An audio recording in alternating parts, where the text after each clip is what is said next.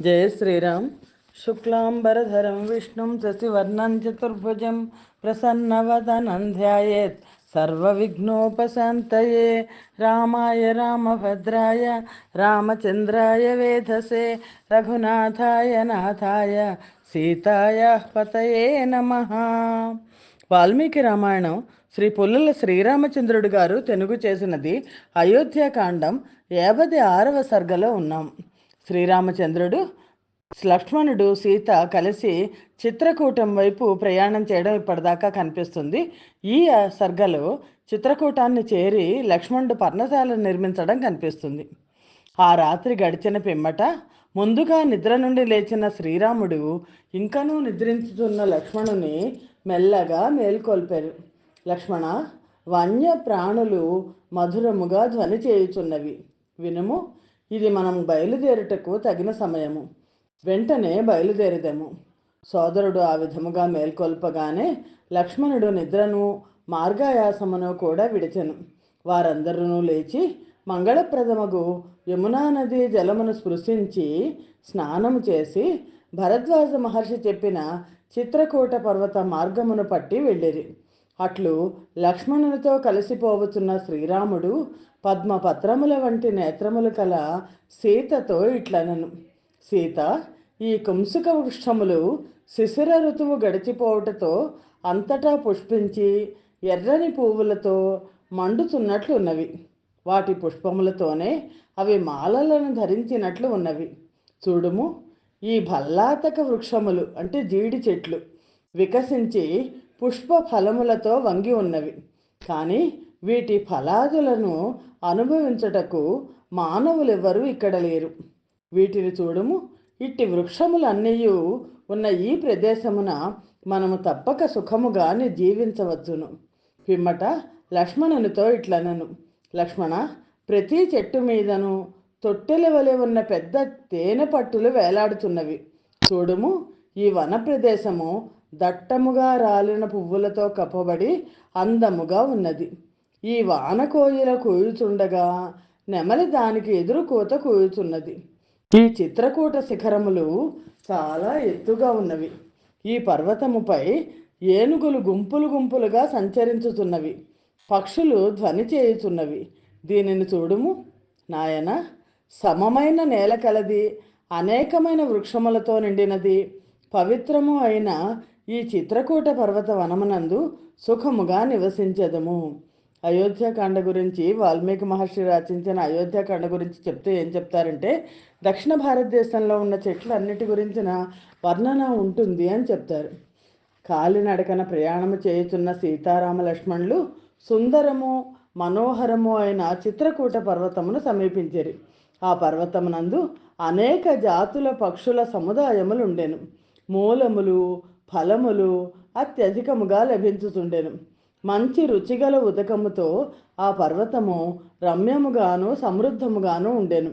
అట్టి పర్వతమును సమీపించిన పిమ్మట శ్రీరాముడు ఇట్లు పలికెను: లక్ష్మణ, సుందరమైనది, అనేక విధములైన వృక్షములు లతలు కలది, అనేకములైన మూలములు ఫలములు ఉన్నది, రమ్యము అయిన ఈ చిత్రకూట పర్వతంపై సుఖముగా జీవించవచ్చునని నాకు తోచుతున్నది.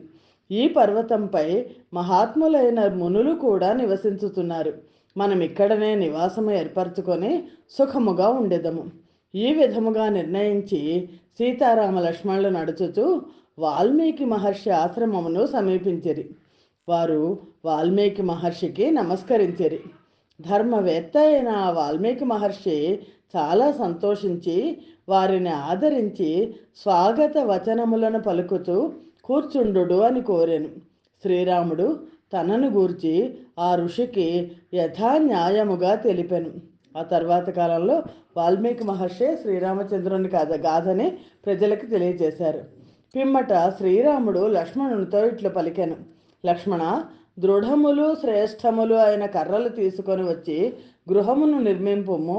మనము నివాసం ఒకటి ఏర్పరచుకొనవలెనని కోరుతున్నాను.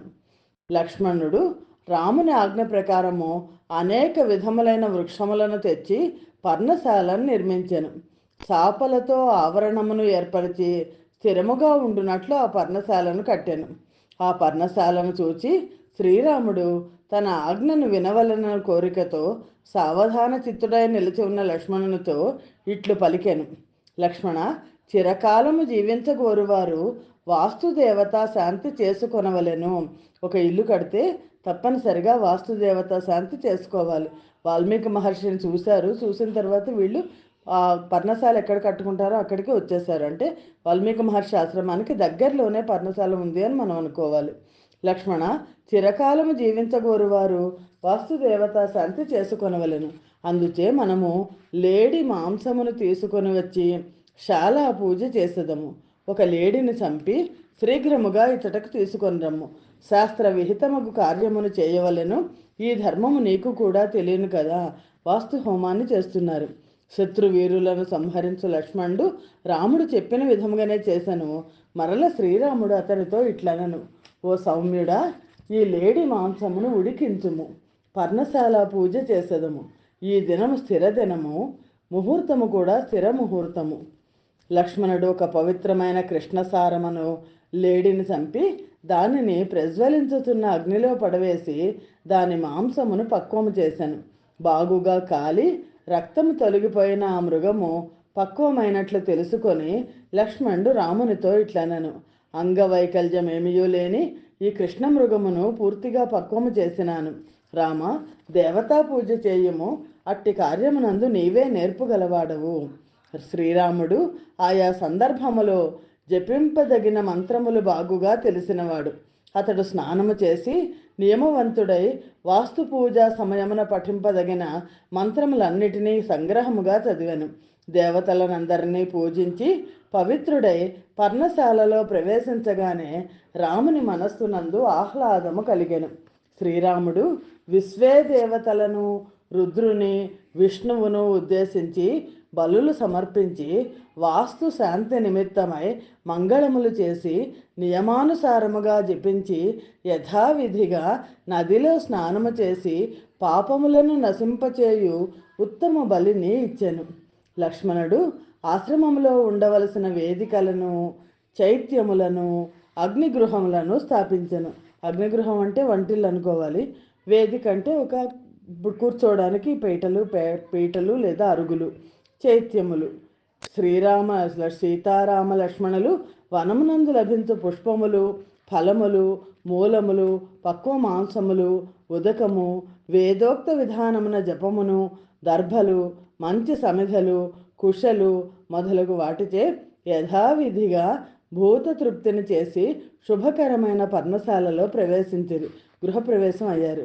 చెట్ల ఆకులచే ఏర్పరిచిన ఆచ్ఛాదనము కలది, మనోహరము, ఏ ప్రదేశములో ఏ విధముగా ఉండవలనో అట్లు నిర్మించబడినది, గాలి తాకిడి లేనిది అయిన ఆ పర్ణశాలలోనికి సీతారామ లక్ష్మణులు ముగ్గురును కలిసి దేవతాగణములు సుధర్మయను దేవసభలోనికి ప్రవేశించినట్లు ప్రవేశించిరి. సీతారామ లక్ష్మణులు అసంఖ్యాకములైన వివిధ పక్షి మృగాదులతో వ్యాకులము విచిత్రమైన పుష్పగుచ్ఛములతో నిండిన వృక్షములు కలది, మదపు టేనుగుల చేతను ఇతర మృగముల చేతను ధ్వనింపచేయబడినది అయిన శ్రేష్టమైన ఆ వనమునందు సుఖముగా విహరించిరి. చాలా రమ్యముగా ఉన్న చిత్రకూట పర్వతము సమీపించిన మంచి తీర్థములు కలది. మృగ పక్షి సేవితమైనదగు మాల్యవతి నదీ తీర ప్రాంతమున ఆ సీతారామ లక్ష్మణులు చాలా ఆనందించుతూ తమ పురమును వదిలి వచ్చినందువలన కలిగిన దుఃఖమును విడిచెరి.